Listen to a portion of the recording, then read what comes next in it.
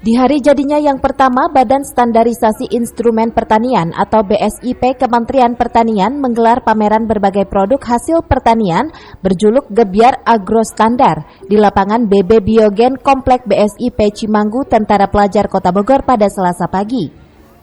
Pada hari pertama Gebyar Agro Standar ini, selain produk hasil pertanian lain, dipamerkan pula sebanyak 178 aksesi atau jenis buah mangga unik, hasil pengembangan dan budidaya dari 30-an varietas oleh para petani binaan BSIP. Permintaan ekspor mangga Indonesia pun cukup tinggi, terutama dari Timur Tengah.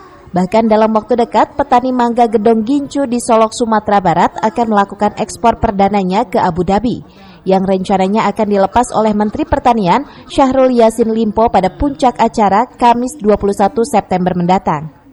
178 jenis mangga ya, ternyata banyak banget, itu SDG asli Indonesia. Pak, ini ada beberapa yang diekspor, Pak? Ada beberapa, bahkan yang ekspor yang Gedong Gincu ya, Gedong Gincu yang akan diekspor ke Abu Dhabi kalau nggak salah.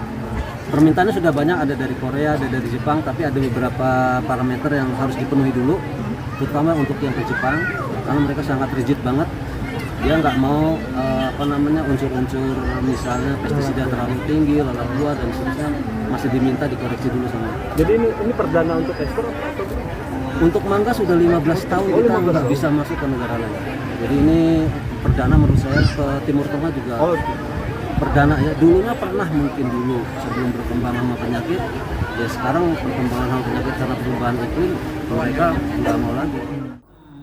Gebyar Agro Standar yang berlangsung selama 3 hari itu dimeriahkan pula dengan Lomba Cinta SDG, Demo Sorghum for Food, Feed and Fuel, Lomba Foto HUT BSIP, kunjungan pelajar Bogor, launching logo BSIP, dan pencanangan open house BSIP secara serentak di seluruh Indonesia. Dari Kota Bogor, Herman Bons melaporkan.